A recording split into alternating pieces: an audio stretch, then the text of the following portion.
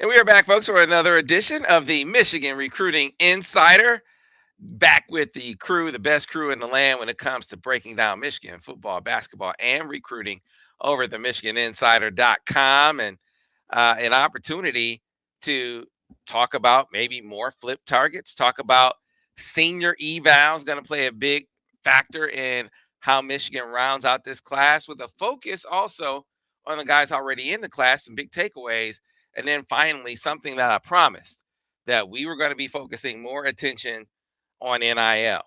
And right now, while there are several collectives that the University of Michigan it kind of supports or endorses, I shouldn't say support, endorses, there's one that the football program is working with basically exclusively, and that's Champion Circle. And so we're going to have one of the guys from Champion Circle, a guy that we covered as a recruit, coming out of De La Salle back during his high school days, went on to play linebacker and fullback at Michigan. We're going to have Jared Wangler on to talk about, kind of the state of NIL from his perspective at Michigan compared to other places, and some of the exciting things that are going on with Champion Circle and the student athletes at the University of Michigan. So we'll get to that toward the end of the episode. But with that, let's welcome in the crew, the best crew in the land, as I like to call them, starting off first with Brice Marich. Brice, how are you? Solid. It's doesn't feel like October. It's super warm. I'm not used to this. I'm used to that fall crisp weather, and it's not that right now. Yeah, it's coming. It's coming. This is still Michigan. We're still gonna get that weather. Steve Lorenz. Steve, how? Hey, Steve. It means a couple more weeks out there on the links, right? You go swing a couple clubs later. Funny, I literally may be going to play 9 after we get done recording today. Actually, I've been looking up trying to maybe hit a course that I haven't hit yet this year. But yeah, that actually is funny. No, I may go hit later tonight. Because like you said, it is coming, Sam. I actually think starting tomorrow, I think it's supposed to cool off quite a bit. So feel like more like football weather here in the next couple weeks. It feels like. All right. So, first of all, folks, if you like this podcast, be sure to rate it, be sure to review it, be sure to tell all your friends about it. That way, if they want to catch us, they can find us wherever they get their podcast. That's Google, Spotify, iTunes, you name it. We even have it on YouTube. I know YouTube has a podcast channel, right? We put these episodes up all the time on YouTube. So wherever they get their podcasts, they can find us. Of course, they can find us over on the MichiganInsider.com. And right now, Steve, don't we have like a little incentive for the people to be able to capitalize on? Yep. So we're running a 2 months for $1 deal. That would get you almost to the Ohio State game. Not quite. I think a good enough amount of time for people to understand how we are, what we do, the type of info we're able to get you guys day in and day out. And, I think by then you'd want to lock on heading into the Ohio State game, right? So 2 months, $1.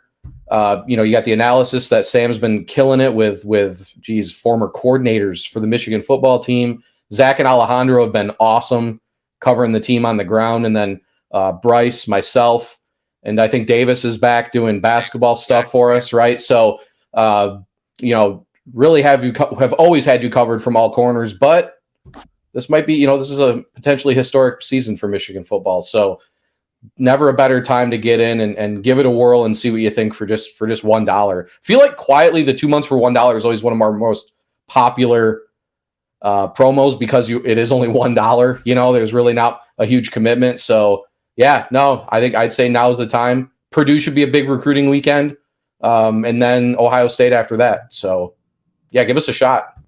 Absolutely. The MichiganInsider.com is where you can do that. Again, that's the MichiganInsider.com. So, fellas, a guy that we've been talking about for over a year. It's over. It's over with Brian Robinson. Brice, is that? Whatever are they going to do as far as edge recruiting is concerned? It's just, you couldn't have seen this coming, could you? Of course, we can see it. Tug in cheek. Want to wish Brian, his dad George, want to wish him all the best at Kentucky, who quietly is putting together a nice class over there. But it's very clear, Michigan has had its net cast very wide, and it wasn't like they had decided, hey, we're going to put all our eggs now that some other guys are off the board. We're going to put all our eggs in the Brian Robinson basket.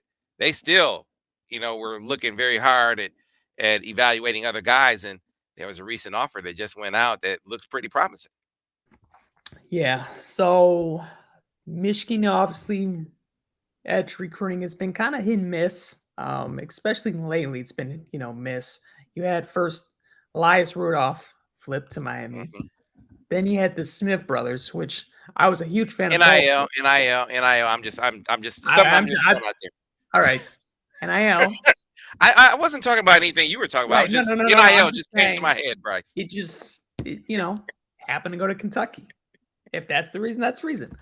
So they flip, and that leaves you with a couple edge rushers with Dominic Nichols and Devin Baxter, which I think we're going to talk about later in the show, who's been putting up phenomenal senior seasons. But they still want to add a couple more bodies to that edge position. And lo and behold, a guy that they've been tracking for months, behind the scenes, Deshawn Warner. He's a high 3-star, committed to Kansas out of the state of Arizona. This is a guy that they kind of didn't want to see senior film. They watched it. They fell in love with it. And now they've offered him 6'4", 225 pounds, great bursts off the line of scrimmage. He's got really good technique. He can do the, swim move. He can rip. You see a lot of, moves beyond your age. And he just seems like a player that fits Michigan really well.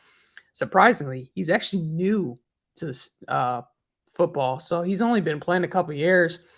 And when I watched him, this is just a me opinion, but he gave me big time David Ojabo vibes. I knew you were gonna. I knew that's where you're gonna go.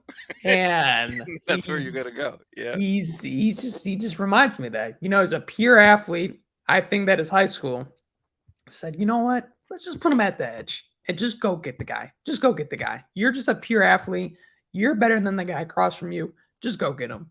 And that's what he does. He's got 24 tackles so far this season, 8 sacks, and interceptions. So I'm a huge fan of the offer. We're going to see kind of where things progress. Right now, he's been very, very pro Kansas on his Twitter since he's gotten that Michigan offer. But he's also had contact in other schools like Texas, Washington. So big-time programs are pursuing him. We're going to see if Kansas can hold on to him. But this is the first new domino of an offer at the edge position that we've seen. Mm-hmm. Yeah, Steve, I was thinking Ojabo too, not just because of the raw athleticism, but the path to football. David Ojabo was, he obviously came from overseas, but they saw a really good athlete and they just said, hey, okay, just go get the quarterback. It was the same scenario. And then at the same time, Michigan has shown the ability to develop those kinds of guys, David Ojabo being a big example. So it would seem to portend a really good path for Deshawn Warner if he wound up flipping to Michigan. Yeah, interesting. Texas, Washington, Michigan looking to flip the Arizona native from Kansas. All corners of the country, like a very interesting dynamic there. But yeah, I mean, we know what Michigan does at the edge position. I think, at this point, more than almost any school in the country, Michigan should at least get a legitimate look from any edge prospect they offer, right? Props to Kansas. They've had a great year. Lance Leopold, great head coach, probably going to be seeing some bigger opportunities coming his way this after this season.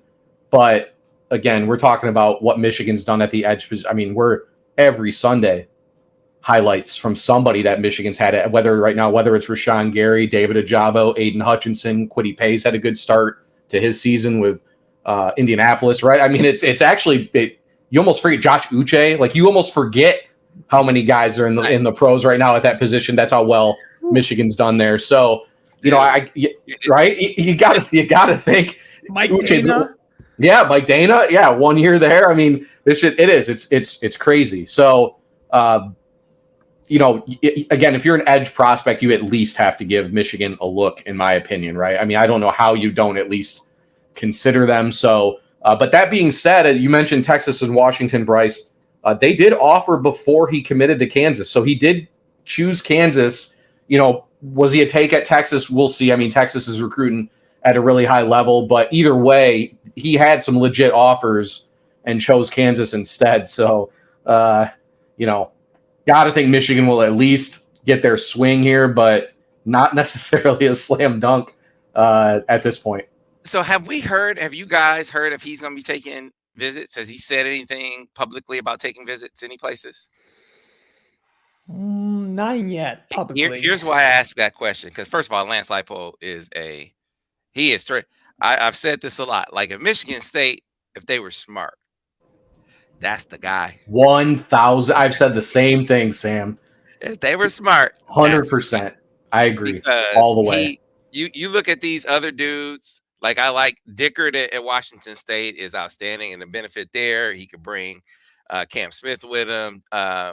The coach at Oregon State, he's another one whose name is hot, but those guys have never been this part of the country, and you wonder if they get the kind of that style is not conducive to winning at the level that Michigan State wants to win. Like you can be a flash in the pan with that basketball on grass style, but you better be able to pound it. And those aren't pounded teams. But Lance Leipold, you look at his track record everywhere he's been. Like I think he's from Wisconsin, so he's from the footprint. Everywhere he's been like coach of the year. Like in the conference, he's been coach of the year. He brings a physical, hard-nosed edge. They're gonna run the football. They're gonna play defense. He recruits the state of Michigan. So. I saw him at the Sound Mind, Sound Body camp at Wayne State, addressing the kids and addressing parents. And one of the things that stands out, and here's why I asked the question about Warner taking visits, he was very out front saying, hey, if a kid is committed to us, we're committed to him. But as soon as he starts showing he's not fully committed to us, then we're not fully committed to him. So if a kid's committed to us and he wants to take visits, we'll be like, okay, well, wait, you gave us your word, and as soon as you start doing something different, well, hey, we might have to start looking elsewhere too. That will be something interesting to watch with Deshawn Warner, because the policy seems pretty clear there for Kansas. Now, that maybe is with the majority of Kansas prospects. This obviously is a guy in their class, and maybe.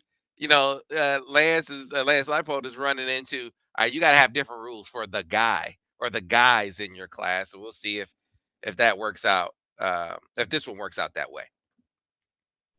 I feel like, didn't Freeman kind of try to do the same thing even at a big school like Notre Dame? I feel like they were like they would drop kids but then they had some of their top guys. It's really, really hard to recruit against the big dogs and try to hold a policy like that. But if you're Kansas and he's already going to visit, you know what I mean? Like, I guess in a certain level, it makes sense, but theoretically, if he was to go to Michigan State, it'd be very difficult to recruit like that.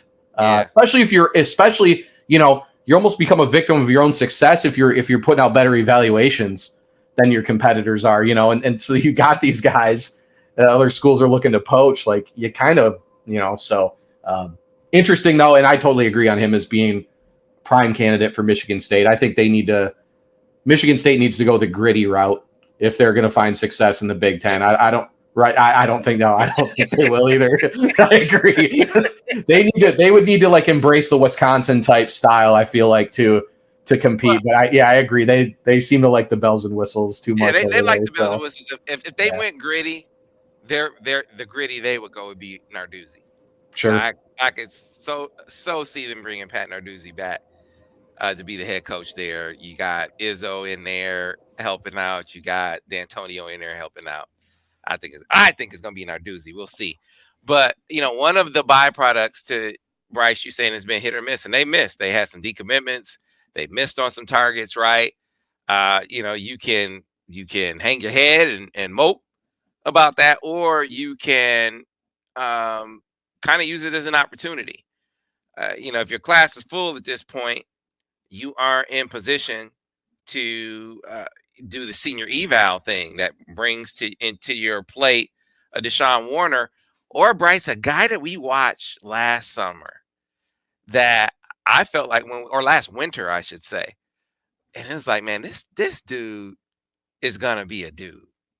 This guy, maybe not at the position that we watched him, but this is gonna be a dude.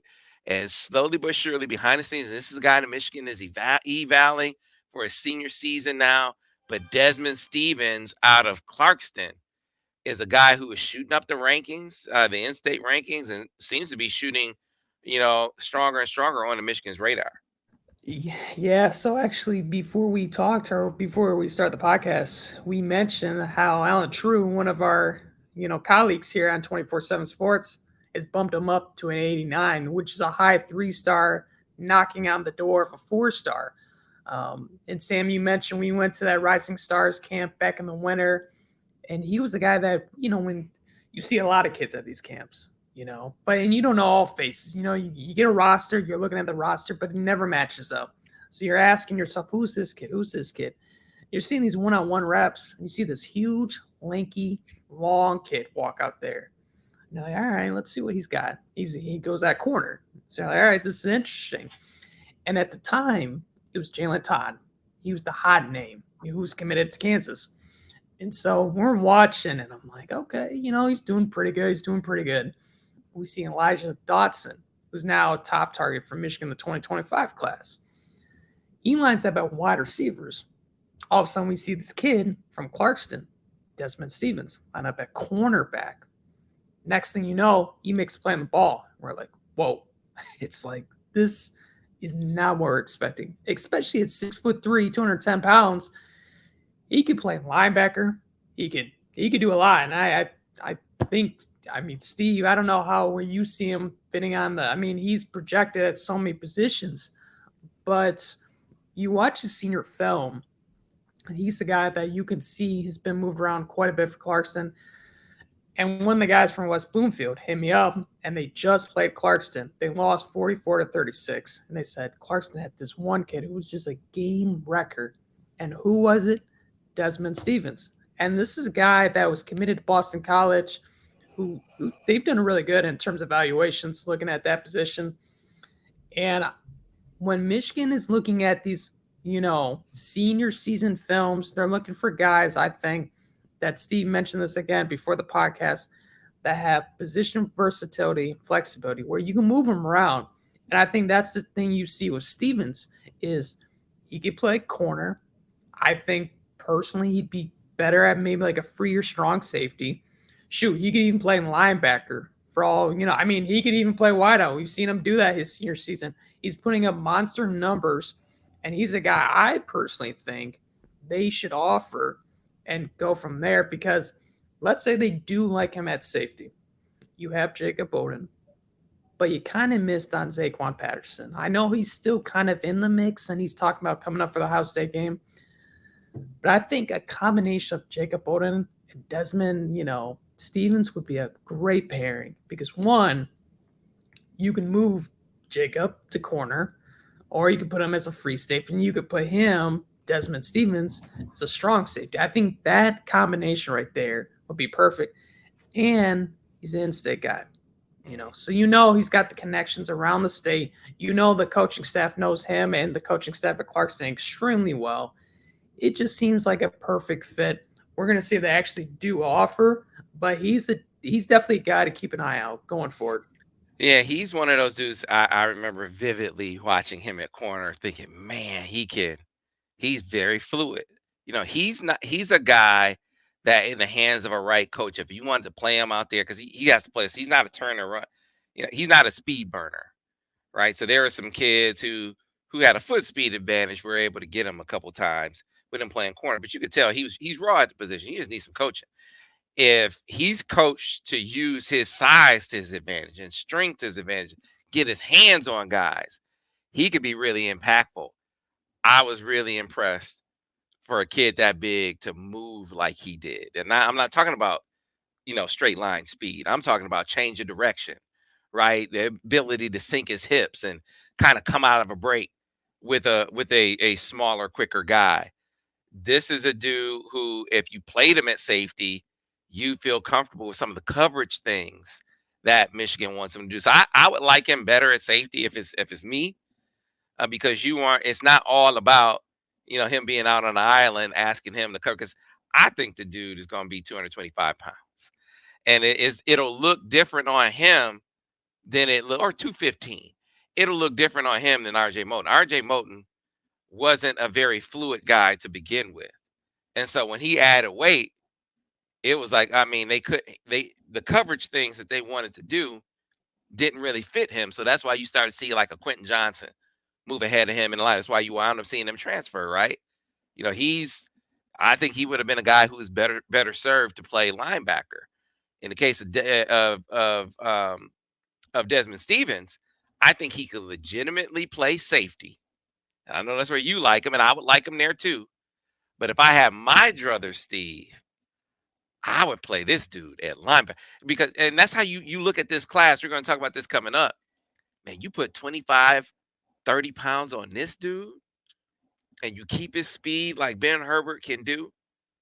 And think about the havoc you can wreak with him at 3 levels. I mean, he could cover backs and tight ends, right? He'd probably be a hell of a blitzer.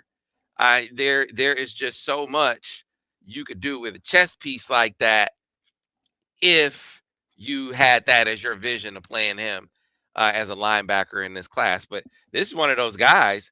If you're a coach, it's like a lump of clay. You can mold him how you want to.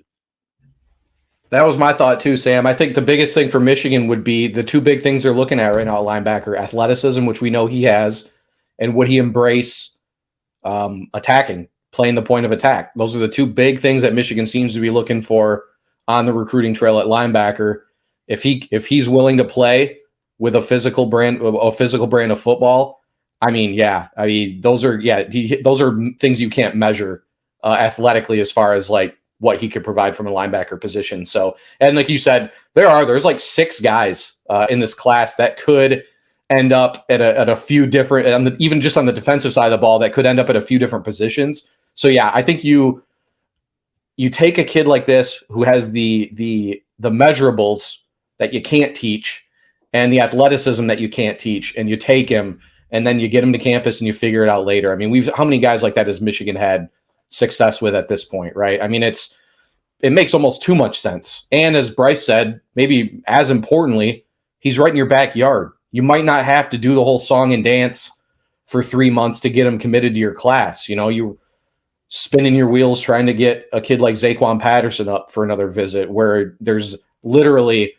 next to no chance you're going to get a kid like that to flip from a program like Miami with the way they're operating right now. So, best case scenario to have a kid in your own backyard pop up right in that senior season. I think Michigan looks for that, as most schools should. Look for guys in your backyard, and you get another guy like this who does have some similarities to a few other guys in Michigan's class, guys we know they love.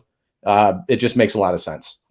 Yeah, it kind of leads into a topic that I want to get to before we talk to Jared Wangler, and that is kind of like your class take right now. You look at this class, you think what? And for me, I think versatility. There, you have a number of guys in Michigan's class right now. They might be listed at a position, but really, technically, they're athletes. A few of them have the athlete designation, or a couple of them have the athlete designation. Mason Curtis has the athlete designation. Jacob Oden has the athlete designation. Did I say Mason Curtis already? He has it as well. Jaden Smith is the other who has the athlete designation. I take a guy like this because you bring them all in, and then you figure it out. You figure out who fits best at what position, and maybe you find out that one of those guys, man, this guy, Mason Curtis, I'm just throwing it out there. Mason Curtis fits so much better at edge. All right, so that means that I'm gonna play Desman Stephens at linebacker. He could play edge, but I'm gonna play him at linebacker, right? Or he could play safety, but I'm gonna play him at linebacker because I'm moving Mason Curtis up to edge. I look at this class and I see so many guys like that. What is Jaden Smith? You talk to Sam Griner, he's like, man, he could be a safety. And man, he's an outstanding linebacker. Man, he could be an edge. Some people think he's an edge. When you have versatility like that, and coaches who know what they're doing, who can develop players. Sometimes it's even better because now you are able to capitalize on the upside of players that maybe aren't reflected in the rankings. Like none of these guys that we're talking about are ranked 5-star guys. Some of them aren't even ranked 4-star guys. But if you were to do the rankings right now, for instance, on Mikey Sainristil. Mikey Sainristil was like a mid to low level 3-star. You think that'd be Mikey Sainristil's ranking now? If they knew Mikey Sainristil could play corner and nickel the way he could play corner and nickel? That's what I'm talking about with this class, Steve, that there is tremendous versatility. And at this point, if I'm Michigan, I continue to recruit to that with a guy like Desman Stephens. 100%. Yeah, I kind of think Jaden Smith is an edge, just as an aside. I just feel like if they bulk him up. I remember the quote from Griner talking about how low he can get to the ground, his bend. That sticks out to me because those are the kind of guys that will be beating tackles and getting to the quarterback consistently. So, again, may depend on how much weight they can put on him, but either way, a really good ball of clay. For me, I think Michigan fans should rest easy as far as Michigan's efforts at running back. Jordan Marshall's had a huge season. I think we kind of expected that. Didn't he just set Moeller's all-time rushing record, right? Which you think, okay, high-level recruit, but Moeller's one of the most prestigious high school programs in Ohio, and the country. So that's a huge accomplishment for him. So congratulations. And then Micah Capana's film so far this season has been very good, in my opinion. Bishop Gorman, they like to hand the ball off to a few different guys. So there have been a couple games where he's put up the stats, but you don't need to put up the stats. You just need to watch the film to see the burst, the explosiveness that he provides. Him and Marshall actually kind of a nice yin and yang a little bit when you watch the two of them side by side at running back. So another class where, they got there. There was the whole taking Micah Capana before Taylor Tatum even visited Michigan officially thing. I think you can forget about all that. Again, Taylor Tatum probably going to be a really good college football player. Not a knock on him by any means, but I think Michigan did great at the running back position and look good for the foreseeable future there right now. Brice, your big takeaway from this class, and just real quick, I had to go and look at the measurables. I knew this, but Cole Sullivan, 6'3", 200 pounds, right? Jaden Smith, 6'3", 200 pounds. You keep going. Mason Curtis, 6'4", 200 pounds. Desman Stephens, 6'3", 210 pounds. I mean, there's a theme to this. Clones. And an interchangeability to it that I think could really work for them. That's what I'm saying, man. I'm going on Desman Stephens if I'm them, Brice. 100%. And we didn't really talk about this too much, but I think he's got the chance to blow up too. If you look at his offer list, and we talked about this even before the podcast, it's not like he's got Deshawn Warner type offers of Washington and Texas. He's got Indiana. I think he's got Duke and Purdue. It's his other high Power 5 offers. But after that, it's pretty much the MAC, and that's it. And I think once some of these schools start to see his senior film, he's going to see more offers come his way. And I don't even think he's done with his ranking. Keep going up. I think he's got a chance to even go further up the rankings.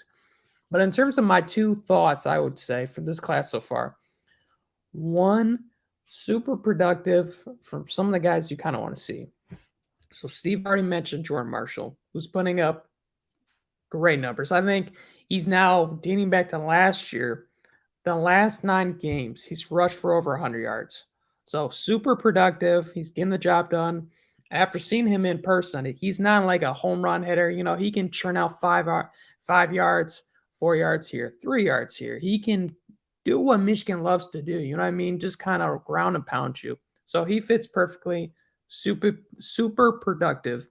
Jane Davis, he's 98 of 125 for passing. So super accurate. He gets the ball to his playmakers. He's got 21 touchdowns. And the most important stat, 0 interceptions to start the season. And you mentioned him, Sam. Cole Sullivan.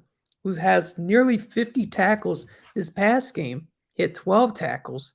He's playing multiple positions for his high school team, and they happen to be undefeated. So all these guys are super productive. They're playing multiple positions, some of these guys on their teams, and they're making an impact. And the other thing I think quietly we haven't talked about much, but this might be the best tight end class in the country with Brady Prescorn and Hogan Hansen. Two guys that don't get talked about tons because it's not a sexy position like the running back or quarterback. But those were two top targets that Grant Newsome put a lot of time and resources in. He recruited them. Those are guys that he really liked. They had multiple top offers. He landed them both. And it's a position that Michigan uses quite often. And you add them to the mix next season with Colston Loveland. And then who else in the class? It's just one of those classes where I think those two alone separates, what Michigan likes. And that's what Jim Harbaugh wants in his offense. He wants big physical tight ends that can block, which check, they can do that, but also catch the ball, make guys miss in the open field. And they can do that as well. So those are the two main takeaways I got so far. Yeah. And we'll see how things round out with this class. But there have been some misses, but boy, there's a lot to like still in the class right now. Let's see how they close things out. I really like how, Roman Wilson, a nation leader in touchdowns.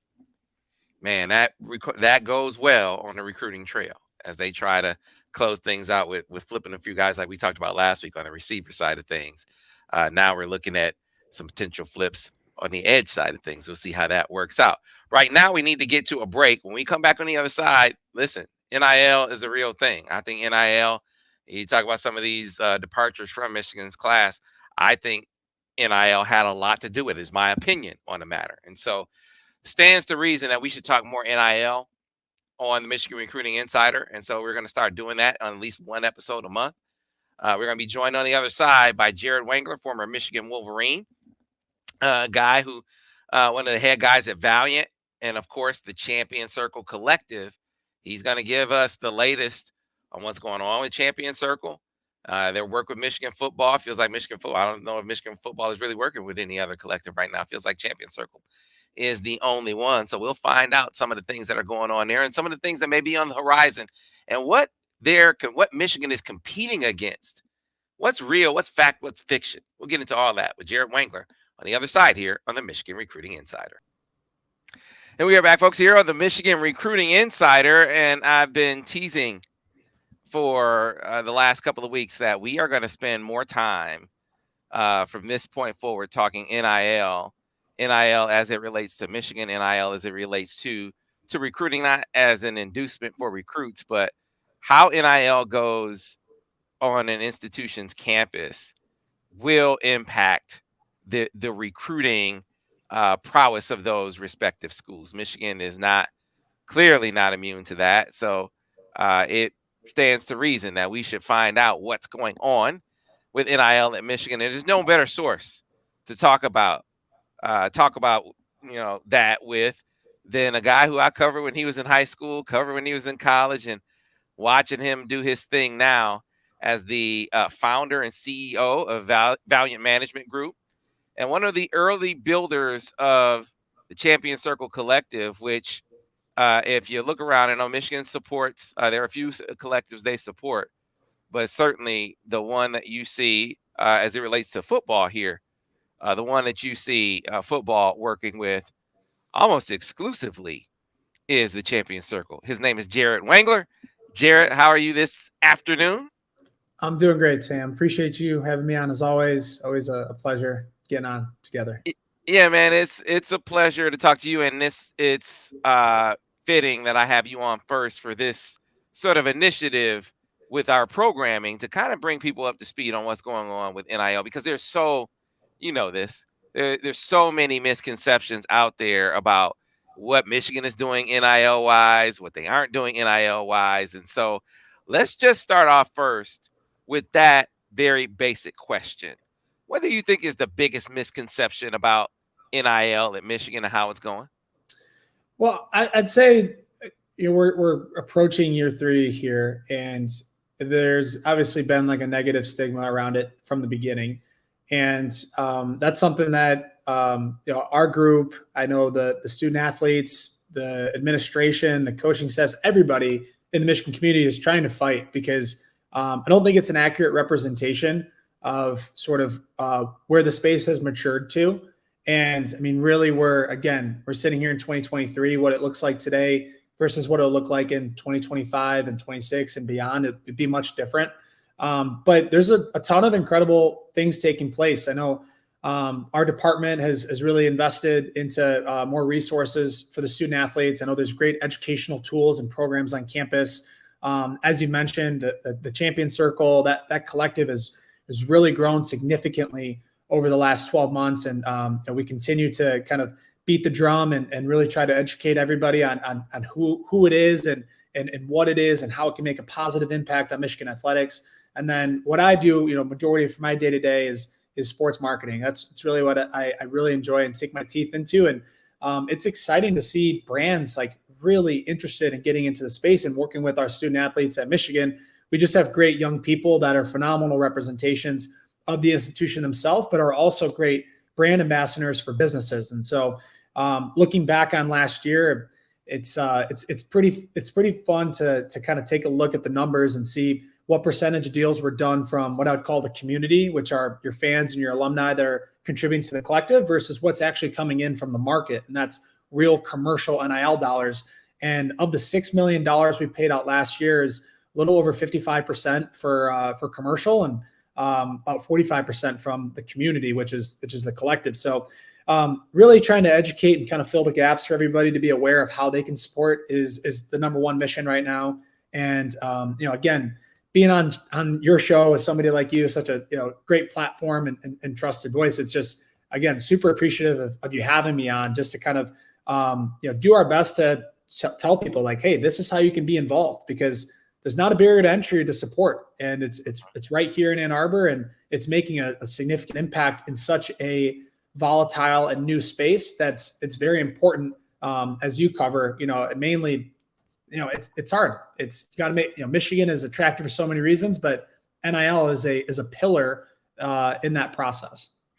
So when you say collective, let's kind of weave this together for the viewer or listener who they hear a collective, but they aren't quite sure about how a collective works within this. Like, what did it mean when the university came out and said, we officially endorse the Champion Circle? And then from that point, how does a collective work with a program, or work with an institution or a student athlete? How does all that come together? Right. So definitely a good bit to unpack there. I guess starting from the top, a Champion Circle is a collective, and what a collective is, it's the Michigan community. I mean, it's everybody from a donor that's supported the university through a philanthropic contribution over time. It's your everyday fan that wants to contribute to our membership program and receive certain perks in exchange. It's businesses that want to contribute and also get a bit of an ROI through a marketing opportunity.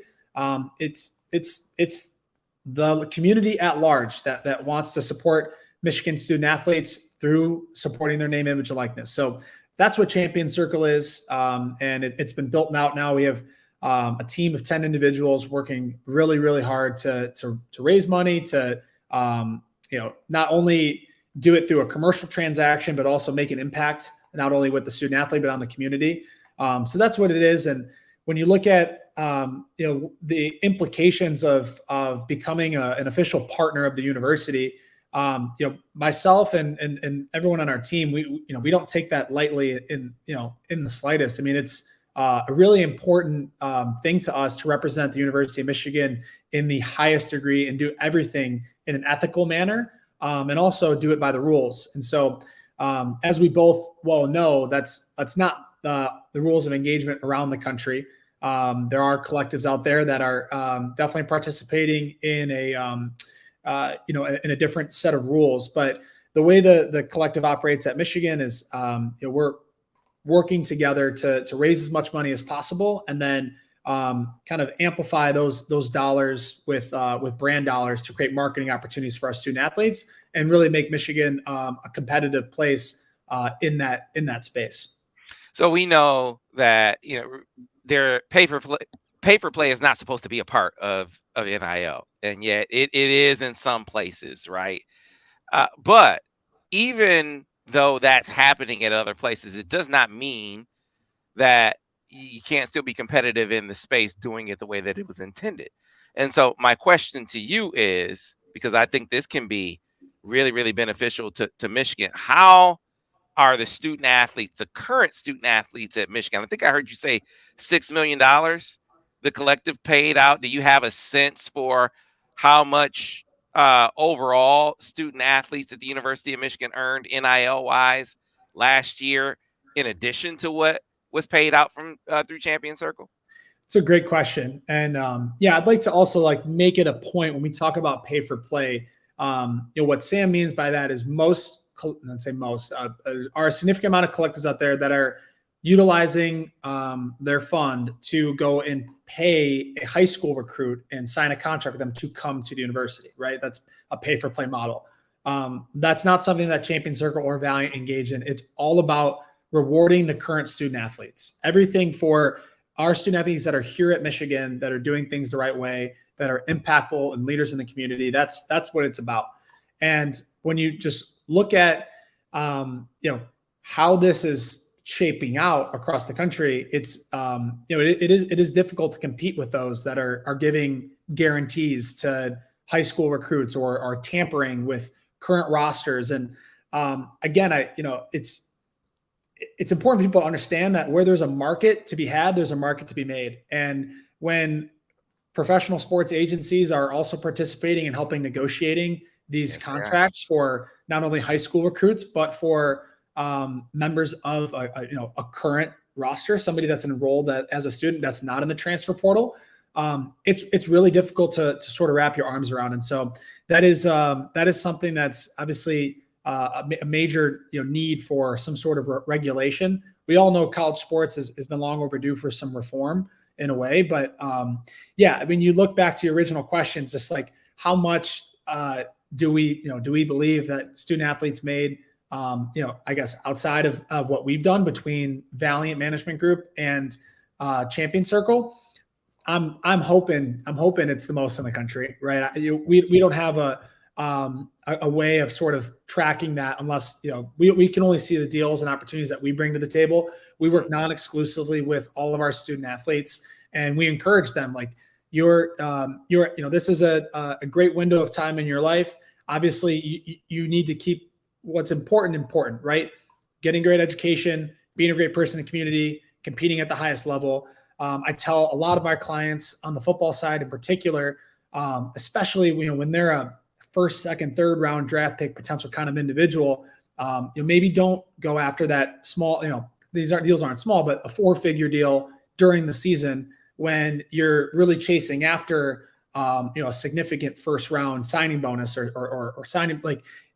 I'm trying, it's easy to get caught up in making everything about chasing after as many opportunities as possible and losing sight of the bigger picture. And that doesn't just go for a potential first round draft pick or lottery pick in basketball. That goes for all student athletes, because your window of time at Michigan is so special. And there's such a great opportunity to get that great education that you don't want to lose sight of what's a priority for you over small, insignificant opportunities that aren't something that are benefiting the bigger picture.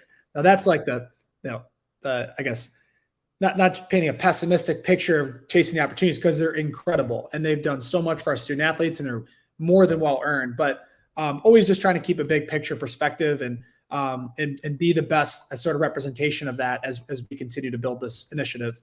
Yeah, keep the main thing the main thing. That goes without saying, because if you aren't doing what you're supposed to do in your sport, that has a way of making the NIL dry up, right? It makes those opportunities limited and can compromise things beyond your current opportunity at Michigan. So I get that, but $6 million from Champion Circle and Valiant alone, that's just from this.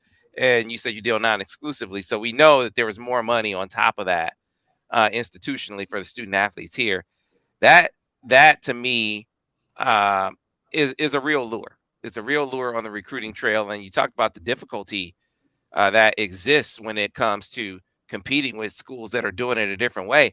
How about this, Jared? I mean, you look around in some states, the state legislatures seem to be going out of their way to pass laws that assist their schools from an NIL, not just an NIL perspective, but in a player recruitment perspective as well. Have you guys taken note of that? And what do you think about that, which is going on elsewhere across the country? Yeah, I mean, we're monitoring the situation as it continues to unfold. And when you look across the country, it's evident. I mean, the politicians, the senators, the congressmen and women, I mean, they're doing what's in the best interest of their in-state universities. They want to retain their talent. They don't want their in-state talent in Alabama going down to Louisiana. And that's, from a business standpoint, I completely understand that. From a, is it good for the sport? Is it good for college athletics? It's too early to tell.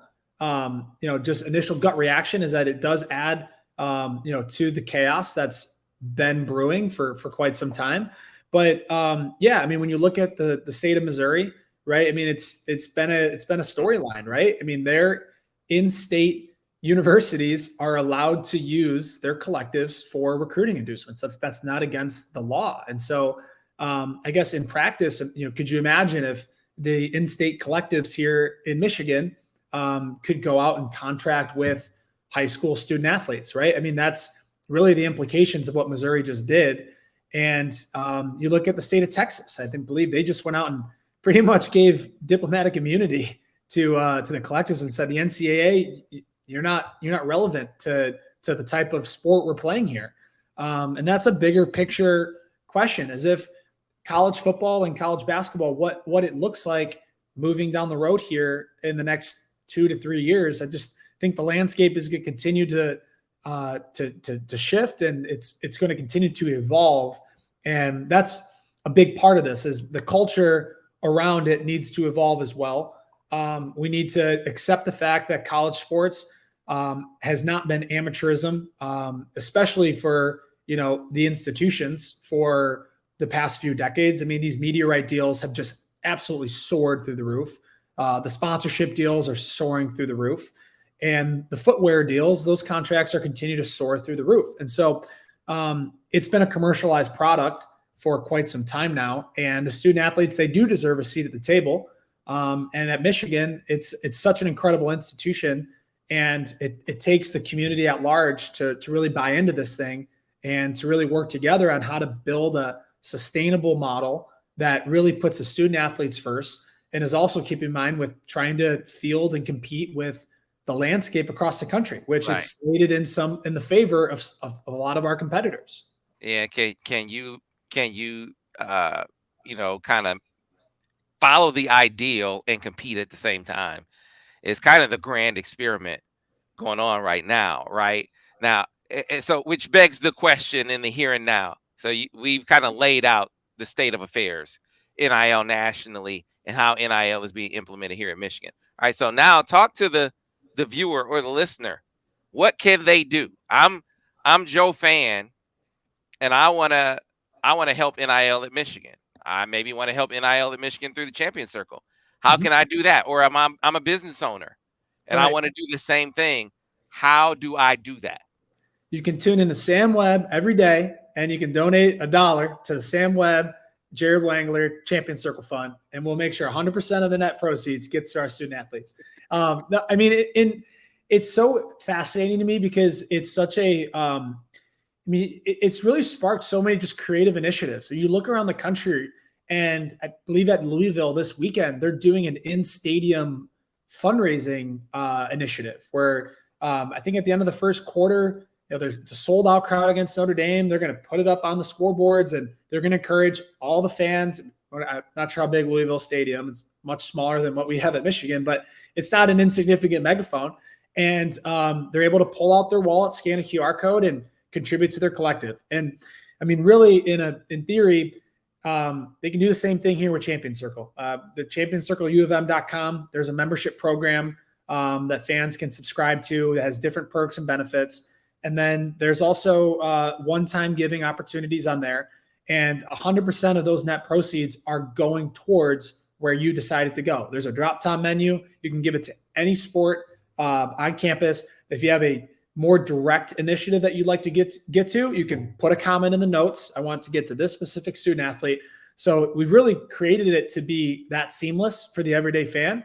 But we're also going to come out with some exciting and fun new ways to fundraise throughout this fall. And so stay tuned for that. We've got something in the works for the month of November that we're really excited about.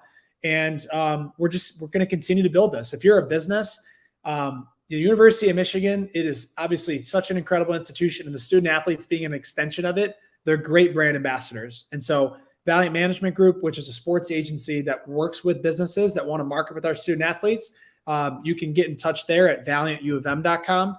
And we have a marketing team that can kind of take you A to Z. But if you have a marketing budget and are looking to partner with a Michigan student athlete, you can work through us. You could go through the influencer, the Victors Exchange that Michigan has. And it's not as difficult of a process as sometimes it might be. It's not the ambiguous question space that it was 2 years ago.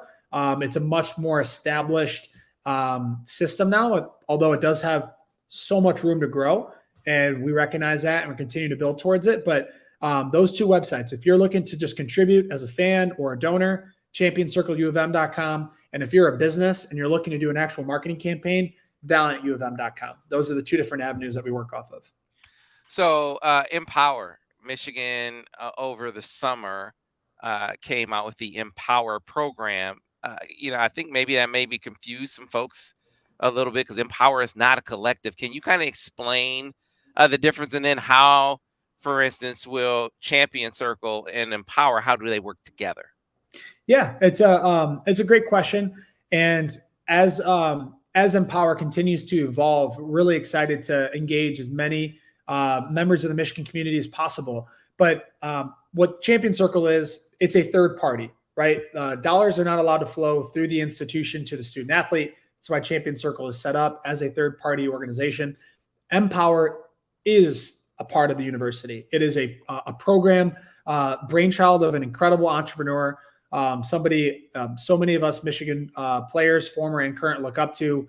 John Rachi and his team really put a lot of thought into like an enhanced player development program, something like you see what they do with the Miami Dolphins, where they run a business combine every year and they have awesome internal resources for their their professional athletes and the Dolphins on how to get engaged with business and get engaged with business people in the community that want to do different work or different educational seminars with their athletes. That's what John's brought to Michigan. And so the MPower program really is kind of the front door for several of our successful Michigan alumni that are looking to develop that one-to-one relationship with our student athletes and offer incredible educational workshops. They're offering awesome internship programs.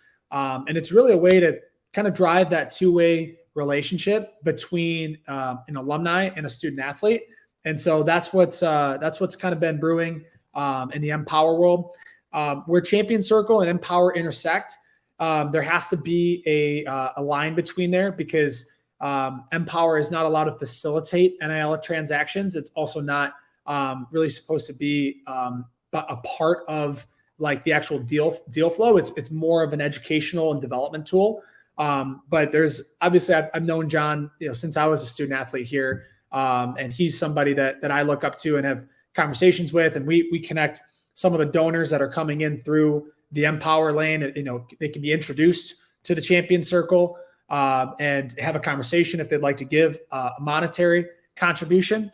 But that's how the two work together. The easiest way I like to think about it, Champion Circle and Valiant, our job is to make our student athletes as much money, but MPower is more important, because MPower is actually teaching them how to save, what that money actually means, how to save that money, how to do something impactful with that money, how to connect with that business on a deeper level. Instead of just doing a marketing deal with that company, how about you go meet their CEO or their COO and talk about doing an internship. So it's really like taking it to the next level and offering something that isn't quite transactional by nature, but again, transformative by nature, which is what Michigan obviously is about. And so that's sort of how the two yin and yang off of one another.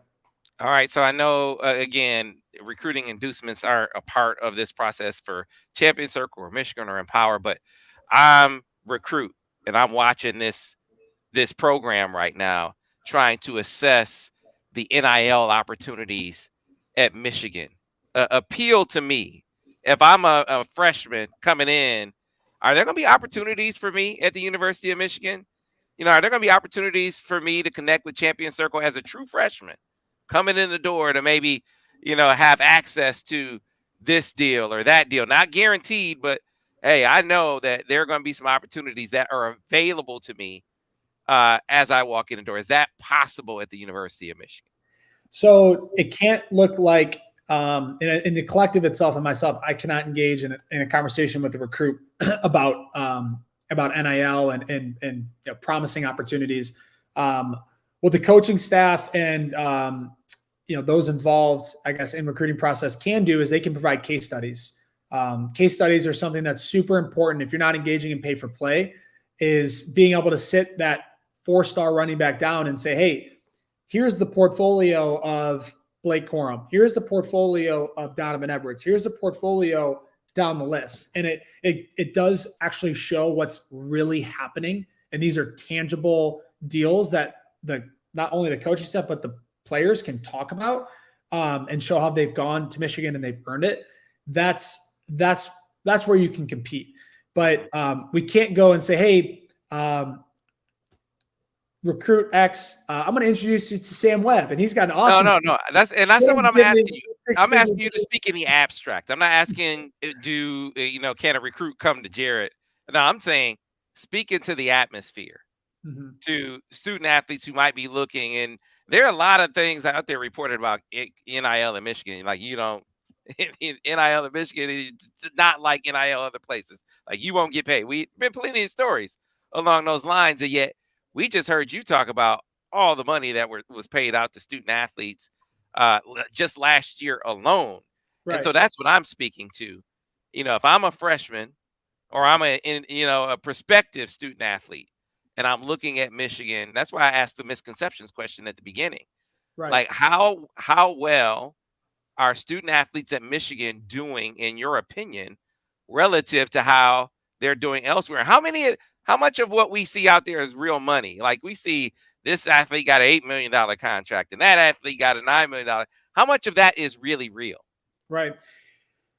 So again, a lot to unpack with that question. And the reality of it is that there are collectives out there that are so farther ahead in terms of fundraising than where we're at here at Michigan. And it's just a reality by nature. A lot of these collectives, they just existed under the table for decades now. And right. So, instantaneously, they'd already been doing it. Now it's just, they all kind of came together and it was kind of forming like a super team of kind of the nebulous kind of under the table deals that were going on. But look, the reality is there's some collectives out there that just based off of the contracts that we intercept, because I've seen dozens of contracts with prominent collectives around the country that are offering mid 6-figure deals that read like X amount of dollars over 2 years for you to, be a member of the team. And it doesn't read as be a member of the team because that would be pay for play. But what it looks more like is what a lot of talent agencies do when they're going to sign talent and it's competitive in recruiting. They're going to offer a marketing guarantee of some sort. And so a role player on a defense it's not a quarterback, it's not a receiver, it's not a running back, that their real commercial market value may not be $500,000, just using that as an illustrative number. Their market not be $500,000, but what the collective will do is they'll contract that individual for a $500,000 marketing guarantee. And then in that contract, there will be certain services that they need to provide, appearances, marketing for some of their corporate partners, memorabilia, trading cards. And what they'll do is they'll use those assets to then sell against their marketing guarantee. So really, quite put, the recruit or, the individual that's being recruited, they're looking at it as great. I know exactly what I'm going to make in my 2, 3, 4 years at this university. Here it is in writing. I've got it. The collective is contracted to do this.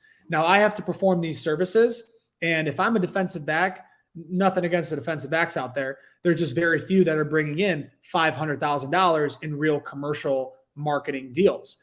So yeah, that's taking place, right? That's a common practice with some of the universities that Michigan is competing against for the top talent. And so it does breed a very competitive atmosphere. When you look at it, it reminds me of what happened with facilities over the last 25 years. You just look at the arms race that took place because it was a big part of recruiting. And now it's, hey, I'm being recruited by you, school X, school Y, and school Z. And these two schools are giving me a marketing guarantee, and here's the contract for proof. And you guys aren't doing anything that's guaranteed. I'm sorry. I love everything about your school, but I come from a really underserved community and my family really needs it. I really need to go and get the guaranteed money. And so that's a really difficult hurdle to clear in some instances that I know our coaching staffs. It's not just football. This is happening in baseball. This is happening in wrestling. This is happening in both men's and women's basketball. This is happening across several sports. It's really difficult. And so I think that's still what, the puzzle that everybody's trying to solve, because the pay for play model is illegal. And it's something that, we're not it's not permissible for us to engage in, especially as a representation of Michigan. And so that's just kind of the reality that we're working with right now. So you mentioned other sports. How much work are you doing with basketball, for instance? I feel as hard as it is for football to compete in this NIL environment, I think it's harder for basketball. I think it's, there are fewer prospects to deal with, right? That's number one. And then number two, I think the operation is more entrenched in that sport than it is football. So it makes it more difficult over there. So how much work do you guys, just from an NIL perspective, do with the basketball programs? We've done a fair amount of work with both the men's and women's team. I'd say last year we were excited with what we were able to do on the Champion Circle side for the men's and women's team. Still recognize there's so much room to grow. I mean, my background, I played football. I worked for a football agency coming out, and that's really what I know. I know that space well. I know which agencies are kind of, which spots. I know which brands want to spend in it. I understand recruiting a bit better. So basketball for me is it's something that I participate in helping fundraise for. But we've built out a staff to really try to put this in a better direction, because it's very difficult right now. I mean, it's just the way I understand it. I mean, there's some collectives out there that are offering $2-3 million deals for proven basketball players. And I think the difference with basketball relative to football is just you can identify talent earlier on, right? Like you go and you look at the top 30, 40 recruits. Sure, there's players that don't end up converting and kind of bust in a way. But the majority of that top talent, that's going to be the top talent, and they're going to be a one and done or 2 and out and go pro.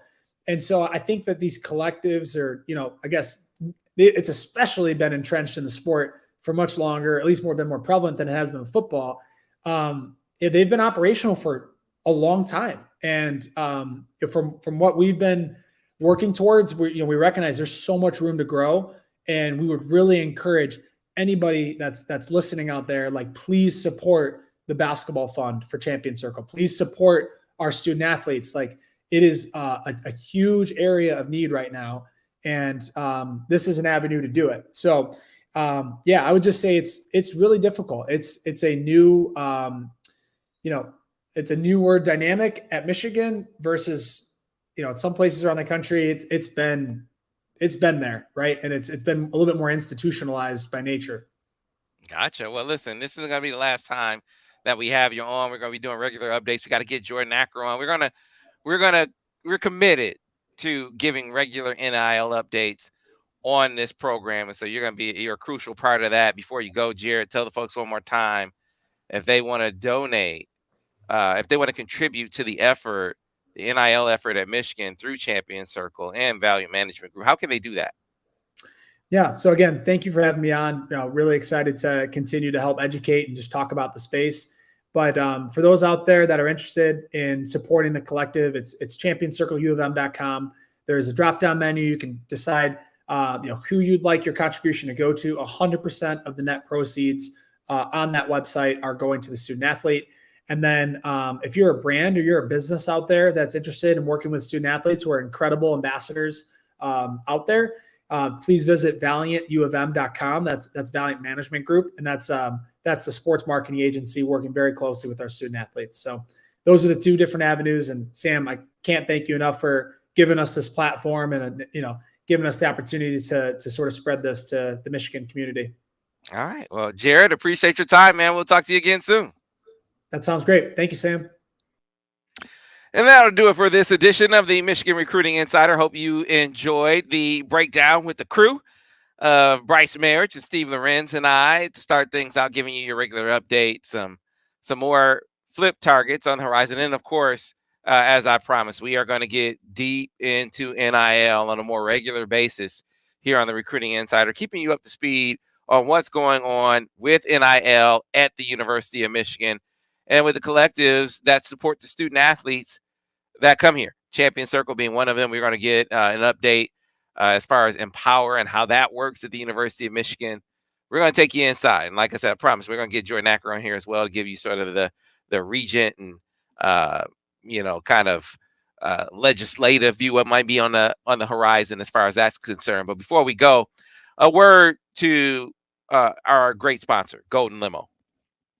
It's not just a company that I use for travel, for all the travel that I've done, whether it's, airport transport, going to the airport so much over the course of a year, save the headache of having to get to the airport and park and get all the bags, to have a transportation service whose attention to detail and safety and history and track record is so pristine.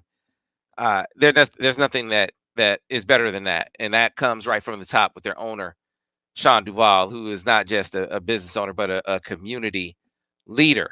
And that's another thing that really is important when you are talking about dealing with companies. You want to deal with people you know.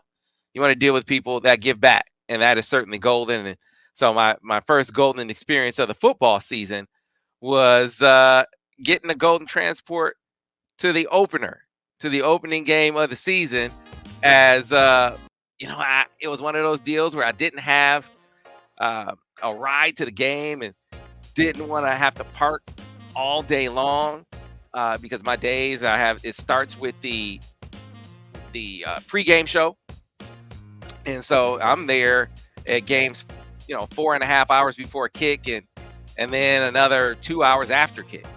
So that's a very, very, very long day. And to have the transportation part of it totally taken care of on a day where I couldn't get a ride like I normally do, was great. And that is golden. A great way, not just for your airport transport, but also getting to the big house on game days. You might find it, tough or difficult to do, not when you have a great transportation partner or you ride in comfort with a company like Golden Limo. So again, it's not just transport in Ann Arbor. It's not just transport in the Southeast Michigan. It's wherever you go, you can have your transportation handled by Golden Limo, from your doorstep to the airport to wherever you're going. And I know that from experience, going back to my trip over to Paris and Rome. Golden took my family to the airport, and when we landed in Paris and Rome, they picked us up from the airport, and the same thing in reverse. That is the Golden Limo difference. Excellent comfort, safety, people you can trust, starting at the top with the owner, Sean Duval. Michigan football rides on Go. You see those big black buses that roll through? Those are Golden Limo buses. You can ride in the same kind of style. You go to goldenlimo.com.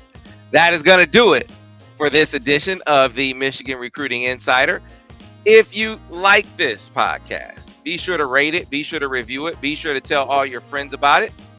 They can find it wherever they get their podcasts. That's Google, that's Spotify, that's iTunes, you name it. Of course, if you're watching us on YouTube, like the video, subscribe to the channel. That's how you keep us going and growing. And then, of course, you can find everything we do over on the MichiganInsider.com. And right now, you can get 2 months for just $1. Try it out. See if you like it.